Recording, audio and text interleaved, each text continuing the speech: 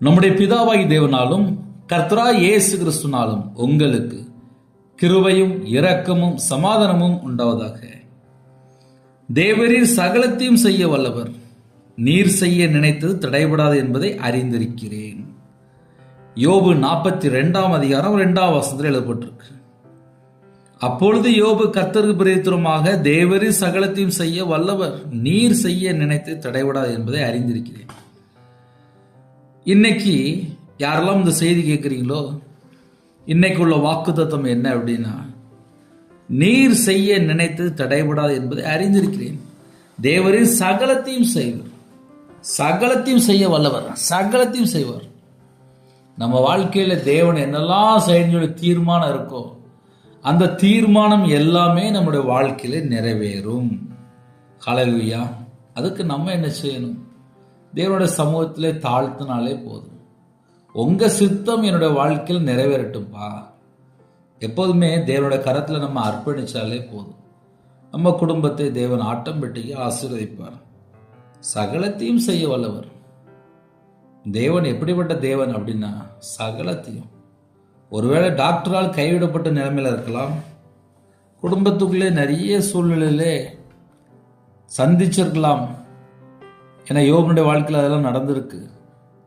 ஆனால் யோபு மனம் பதறி ஒரு வார்த்தை கூட பேசல. இன்னைக்கு யாரெல்லாம் இந்த வாக்குத்தத்தை நம்ம கேட்கிறோமோ, தேவரீர் சகலத்தையும் செய்ய வல்லவர், என் வாழ்க்கையிலே தேவ திட்டம் நிறைவேறட்டும்பா. நம்ம அவ்வளோ ஜெபம் பண்ணாலே போதும். நம்ம வாழ்க்கையில தேவ திட்டம் நிறைவேறணும். நீர் செய்ய நினைத்தது தடைபடாது. தேவன் நம்ம வாழ்க்கையில என்ன செய்யணும் சொல்லி நினைத்திருக்கிறாரோ அது தடைபடாது என்பதை அறிந்து இருக்கிறேன். ஹல்லேலூயா. தேவனுடைய சமூகத்திலே தாழ்த்தி ஜெபிப்போம். தேவன் உங்க வாழ்க்கையிலே அற்புத அடையாளம் செய்வார். அது மாத்திரமில்ல, இந்த நாளை தேவன் நமக்கு ஆசீர்வதித்து தருவார். கண்களை மூடி நாம் ஜெபம் செய்வோம். கிருபை மகிமை இந்த பரிசுத்தமுள்ள நல்ல பிதாவே, நன்றியோடு துதிக்கிறோம்ப்பா.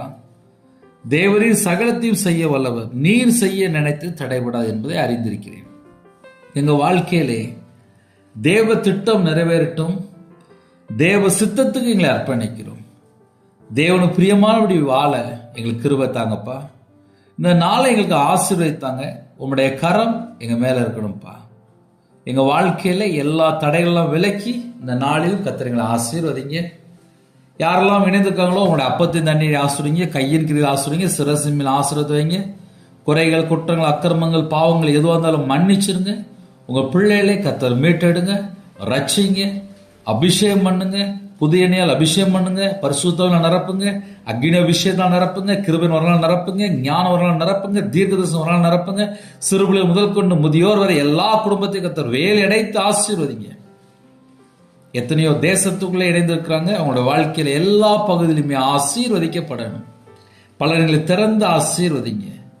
இந்த நாளைகளுக்கு ஆசீர்வதித்தாங்க. உங்க பாதப்பிள்ளை எங்களோட ஆவி, ஆத்துமா, சரீரம், சிந்தனை, நினைவு எல்லாவற்றையும் அர்ப்பணிக்கிறோம். உங்களோட ரத்த கொடைகளை வேலடைத்து மூடி மறைத்து பாதுகாத்து கொள்ளுங்க. இந்த நாளில் யாரெல்லாம் வெளியில புறப்படுறாங்களோ முன்னும் பின்னுமா தேவ தூதரை நிப்பாடுங்க ராஜா. எல்லா குடும்பத்துக்கும் கர்த்தர் வேலடைத்து ஆசீர்வதிங்க. உங்க நாம மட்டுமே விடட்டும். உங்களுடைய கரத்துல தாழ்த்து அப்படிடும். துதி கன மகிமை எல்லாம் கர்த்தராகிய இயேசு கிறிஸ்து ராஜா ஒருவருக்கே செலுத்திடும். இயேசு கிறிஸ்துவின் ஜெப பிதாவே, ஆமீன். தேவனுக்கே மகிமை உண்டதாக. கிறிஸ்துவ பிரியமானவர்களே, 9442504351 என்ற நம்பர் உண்டாங்க. நாங்கள் உங்களுக்காக குடும்பத்துக்காக ஜெபிப்போம். God bless you.